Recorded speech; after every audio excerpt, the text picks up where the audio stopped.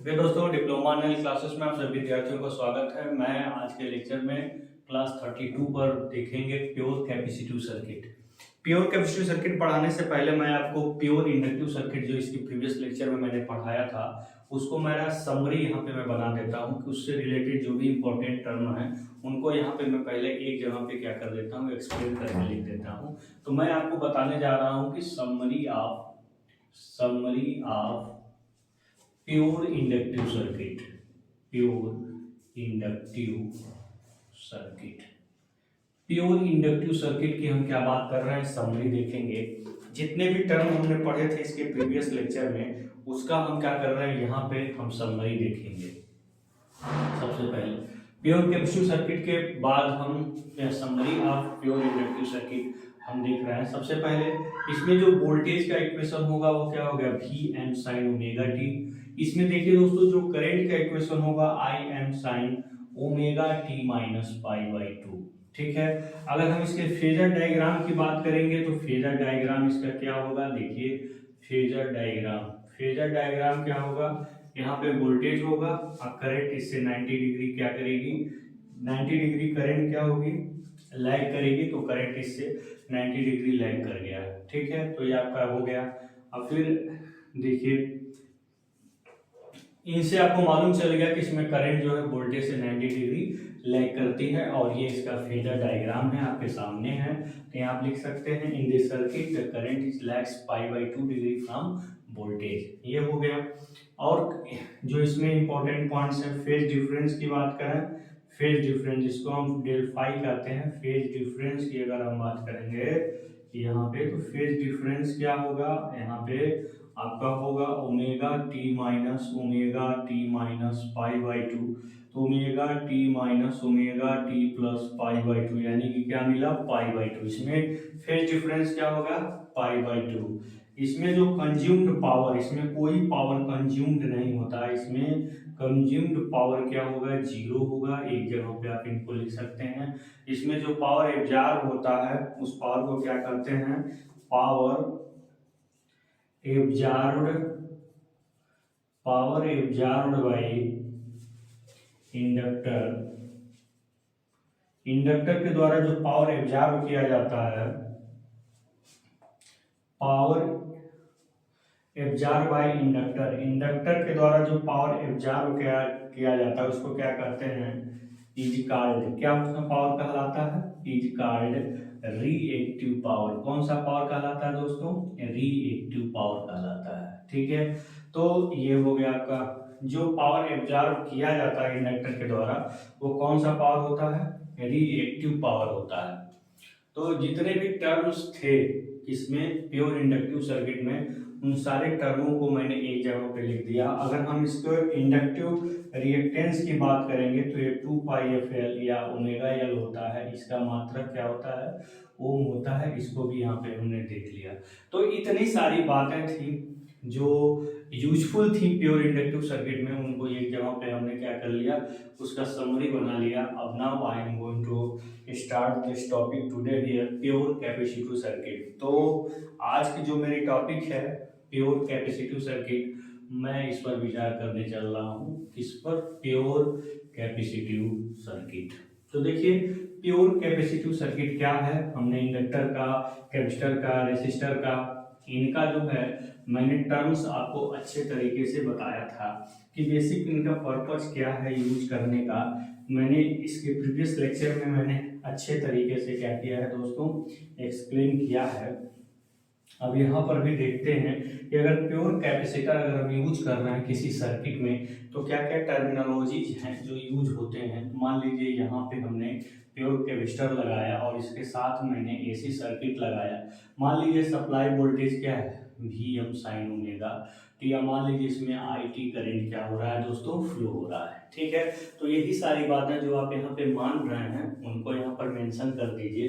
यहाँ पे लिख सकते हैं कि माना सी कैपेसिटेंस के, माना सी कैपेसिटेंस के एक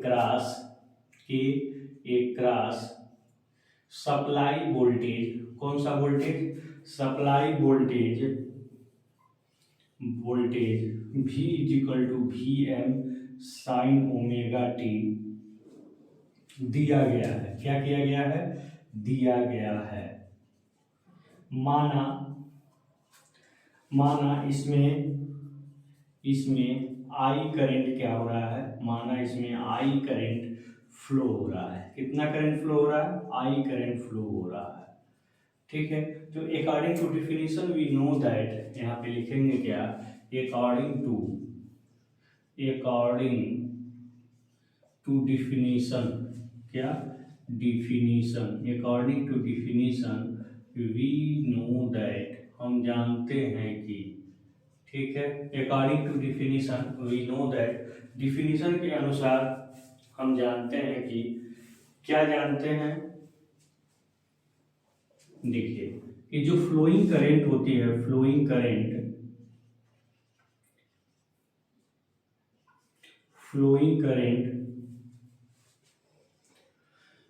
ये क्या होती है? फ्लो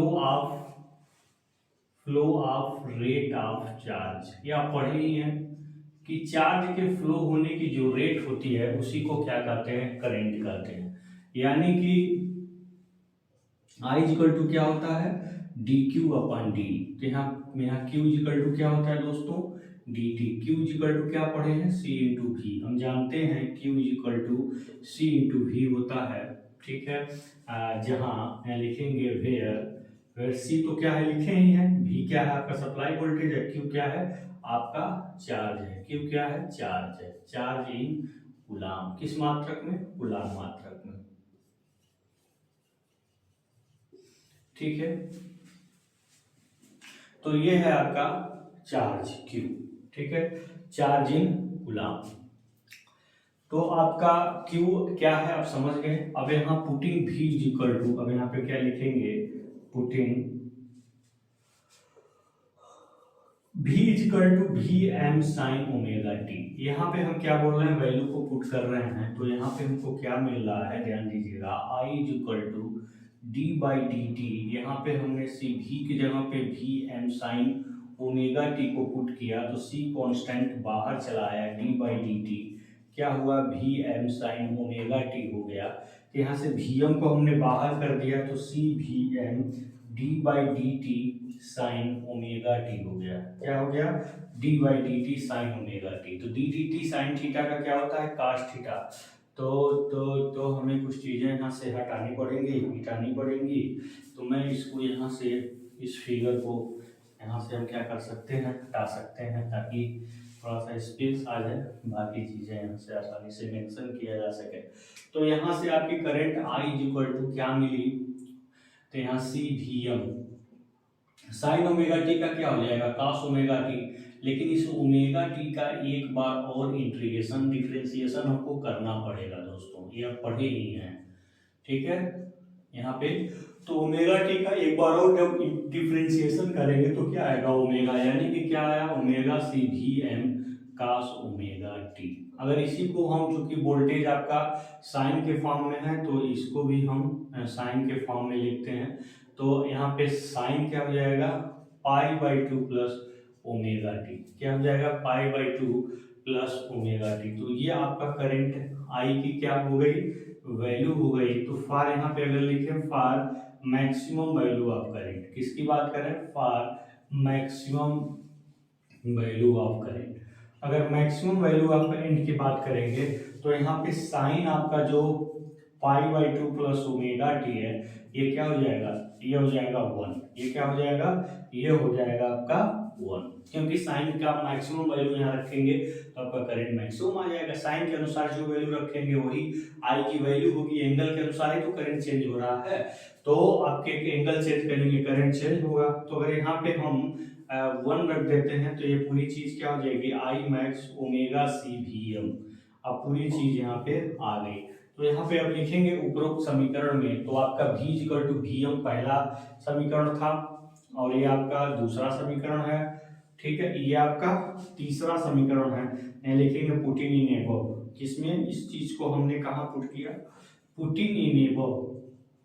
इस एबव इक्वेशन में इसको हम पुट करेंगे, तो y equal to I max क्या होगा? Sine pi by two plus omega T. तो ये आपका करंट का समीकरण बन के आपके सामने आ गया, I equal to I M sine pi by two plus omega T. ठीक है, तो ये आपका डेरिवेशन है करंट का इक्वेशन फाइंड करने के लिए। हमने इतनी सारा करामत रचा है ताकि करंट की वैल्यू हमें मिल जाए। तो हाँ, सबसे पहले जो फार्मूला होता है वो याद करिएगा, I equal to D Q by D T, rate of change of current is rate of change of charge is called rate of change of flow of rate of charge is called current होता है। I equal to D Q by D T होगा, Q की value हम C into V put करेंगे। C आपका अपने आप में कांस्टेंट है, बाहर आ गया। V की value V M sine omega T जो सप्लाई वोल्टेज हुआ करता था, यहाँ पे V M sine omega T put करेंगे। वी एम आपका कांस्टेंट है, तो साइन ओमेगा टी का क्या हो जाएगा, cos ओमेगा टी हो जाएगा। क्या हो जाएगा, साइन ओमेगा टी का cos ओमेगा टी हो जाएगा। ओमेगा टी का एक बार और डिफरेंशिएशन किया तो फिर ओमेगा आया, तो ओमेगा से V M cos omega T हो गया।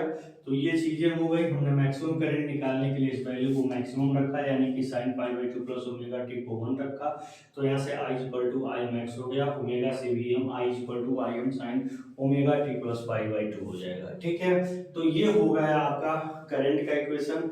और वोल्टेज का इक्वेशन जो सप्लाई वोल्टेज है वो तो अच्छा नहीं रहा है। तो अगर हम इस पर हम बात करें, देखिए अब इसके आगे हम बात करें, अगर फेज डिफरेंस की बात कर लें तो क्या होगा इसमें, फेज डिफरेंस क्या होगा इसको हम देखेंगे। फिर फेज डिफरेंस के अनुसार एक इसका वेक्टर डायग्राम भी बनेगा दोस्तों।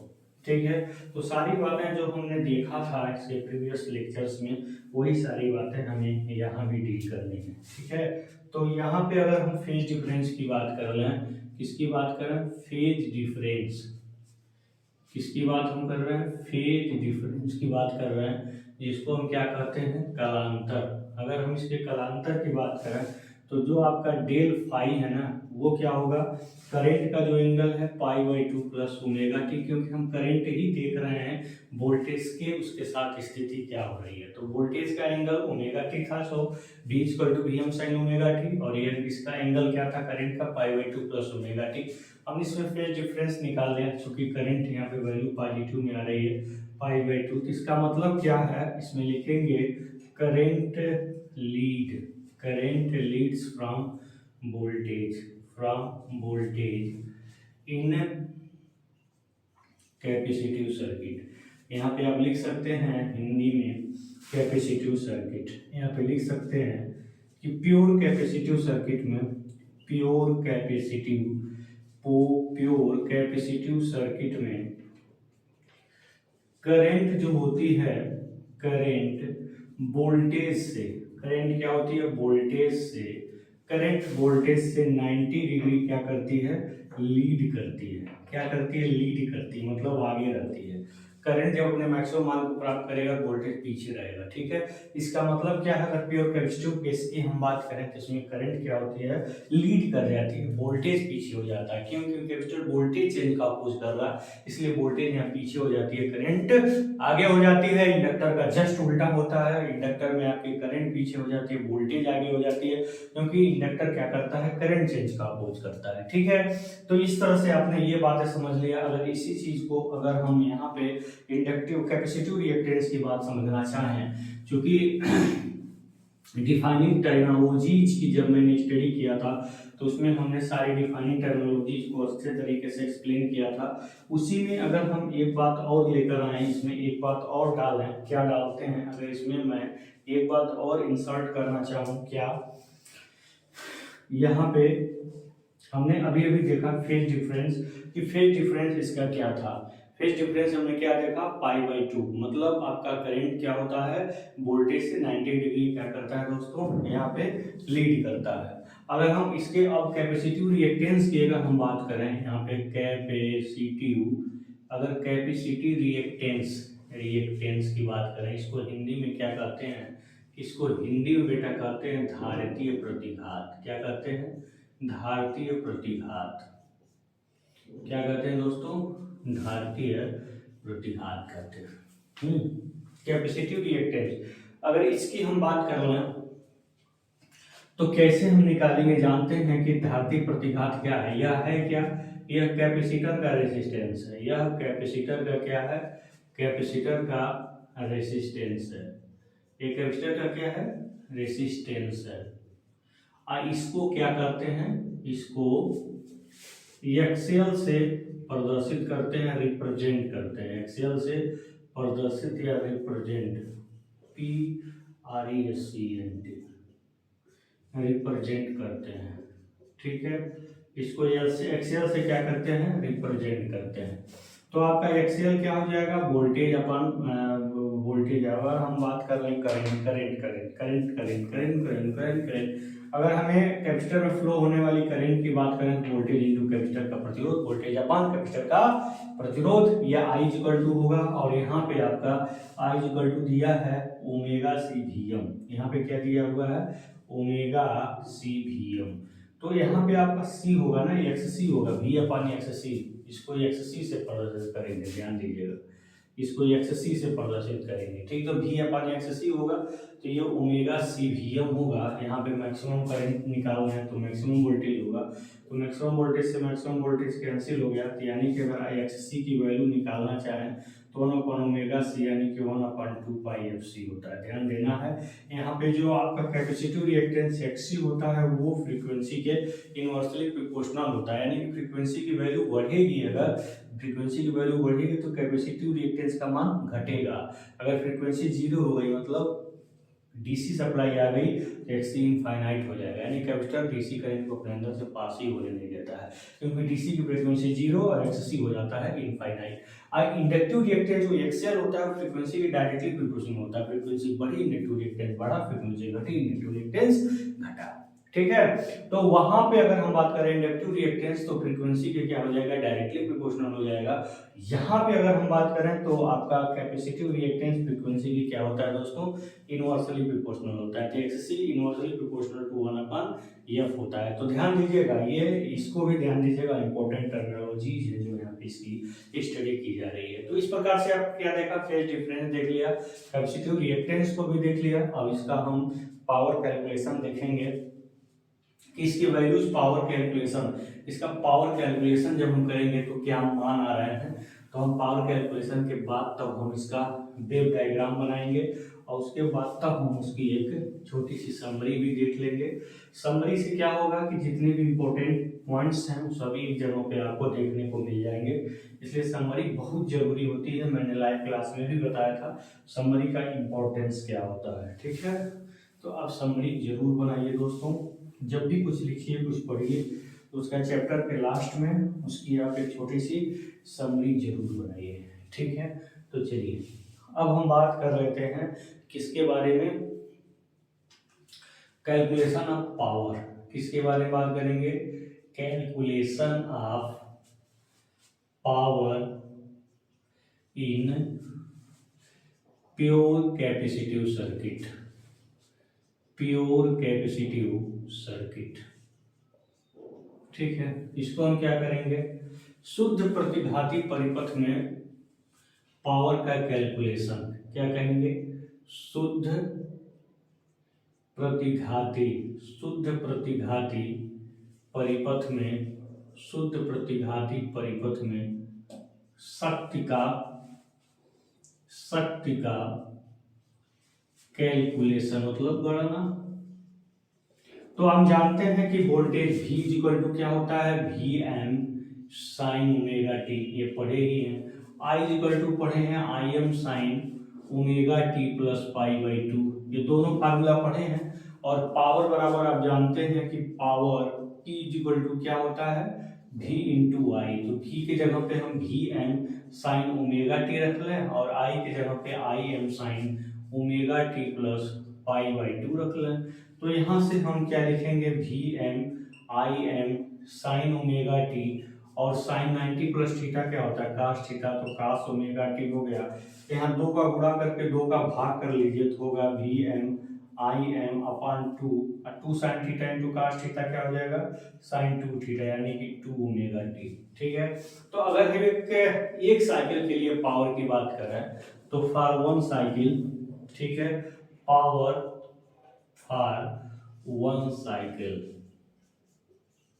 अगर एक चक्र के लिए शक्ति की बात करें, किसके लिए, एक चक्र के लिए शक्ति, एक चक्र के लिए अगर शक्ति की बात करें, एक कंप्लीट साइकिल के लिए अगर हम पावर की बात करें तो क्या होगा, P is equal to Vm/Im/2 0 से 2 पाई sin 2 ओमेगा टी dt। क्या होगा? sin 2 omega T dt। तो यहाँ से आप वैल्यू पुट करेंगे 2 पाई माइनस, और पूरा जब इसको सॉल्व करेंगे, देखिए Vm/Im/2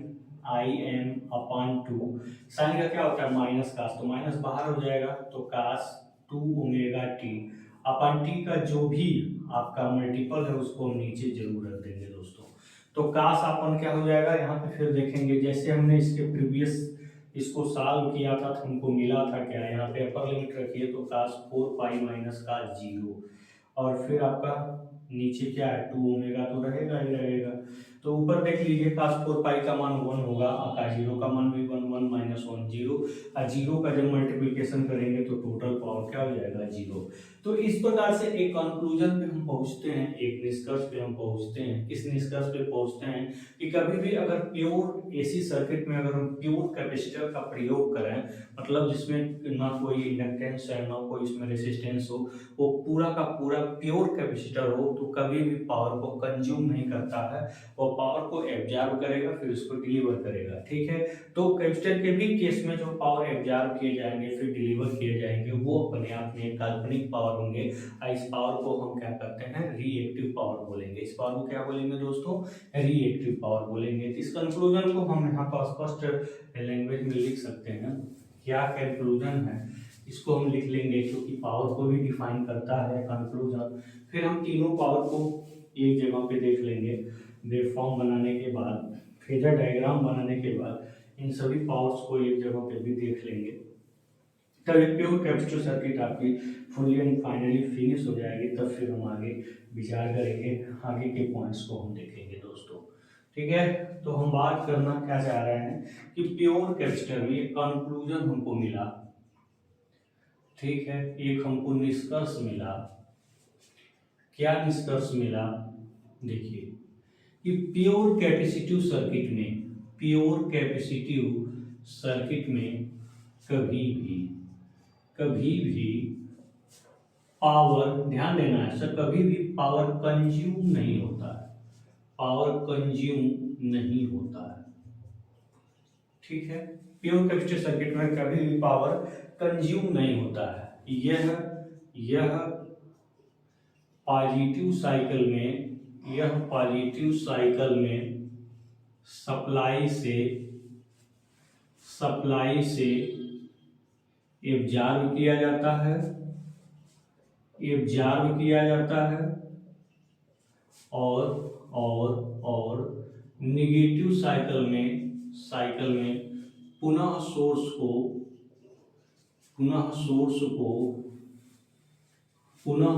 को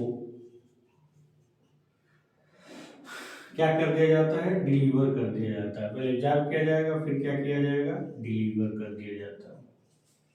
ठीक है, कर दिया जाता है।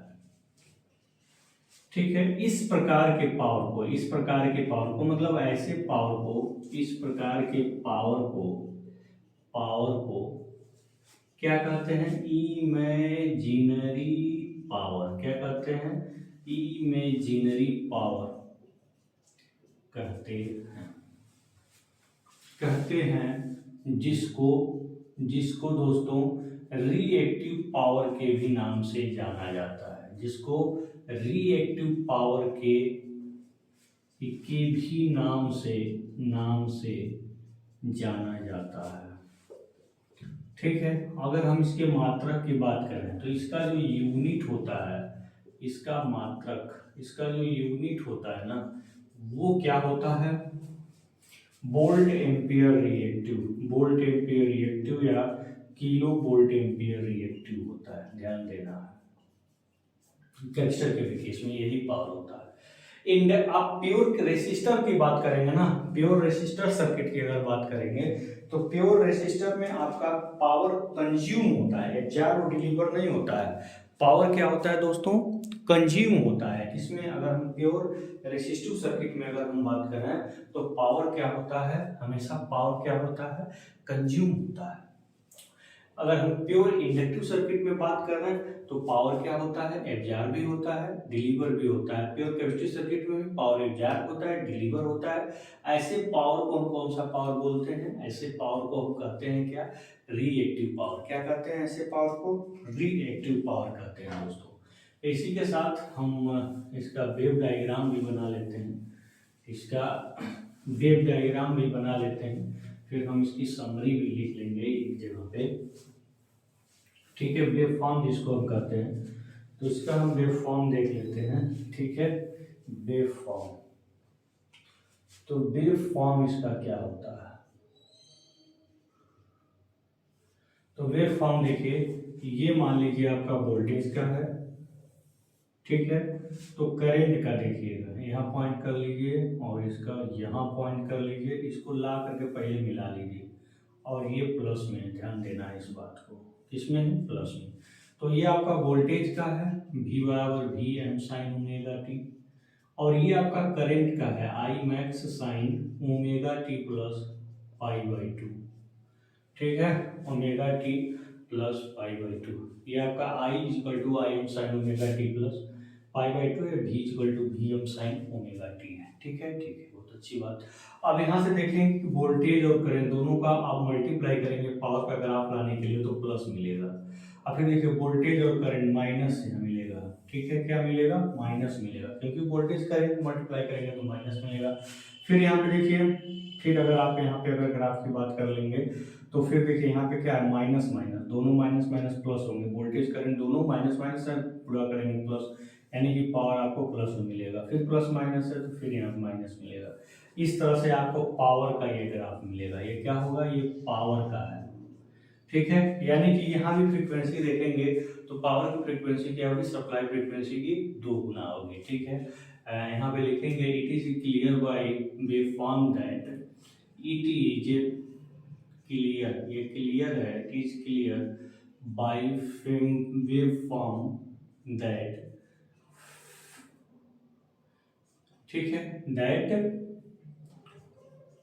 पावर फ्रीक्वेंसी, क्या क्लियर हो रहा है, power frequency is double of supply frequency, किसकी, सप्लाई फ्रीक्वेंसी, ठीक है ना। तो इस प्रकार से आपने वेव फॉर्म से देख करके आपने क्या देखा कि जो आपकी पावर की फ्रीक्वेंसी होगी और सप्लाई फ्रीक्वेंसी की क्या होगी, डबल होगी, 2 गुना होगी। इस तरह से प्योर कैपेसिटिव सर्किट आपका पूरा फाइनल हो गया। और प्योर कैपेसिटिव सर्किट का हम एक समरी बना लेते हैं। प्योर कैपेसिटिव सर्किट का अब एक समरी, मतलब एक लाइन में इसको हम पूरा देख लेते हैं। ये तो आपका वेव फॉर्म हो गया, वेव फॉर्म इसको भी रहने दीजिएगा, वेव फॉर्म हो गया ये आपका। और फिर इसमें वोल्टेज का equation V equal to V M sine omega T, current का इक्वेशन आपका I equal to I M sine omega T plus pi by two. इसमें हम फेज डिफरेंस देखेंगे डेल फाई, तो क्या आएगा, पाई बाई टू। इसमें लिखेंगे कि करंट जो होती है लीड करती है किससे, वोल्टेज से, करंट लीड फ्रॉम वोल्टेज कितना करती है, पाई बाई टू एंगल, ठीक है। ये चौथा लाइन हो गया। पांचवा लाइन, इसमें कंज्यूम्ड पावर जो होती है, कंज्यूम्ड पावर क्या होती है, 0 होती है। इसमें जो इंडक्टिव रिएक्टेंस आपका एक्ससी होता है 1/2 पाई एफसी होता है दोस्तों, ठीक है। इसको कहीं कहीं हम समटाइम्स इसको हम रिप्रेजेंट करते हैं किसके सहायता से, माइनस जी एक्ससी से भी रिप्रेजेंट करते हैं, ठीक है। आगे इसको क्लियर करेंगे। तो ये वेवफॉर्म आपके सामने ही है। तो इस प्रकार से इसमें जो पावर एब्जॉर्ब डिलीवर होता है, ठीक है, इसमें कौन सा पावर वर्क करता है, वर्किंग पावर इसमें क्या होती है, तो वर्किंग पावर इसमें आपकी होती है क्या, रिएक्टिव, ठीक है। इस प्रकार से दोस्तों ये पूरी टॉपिक इसमें फाइनल होती है।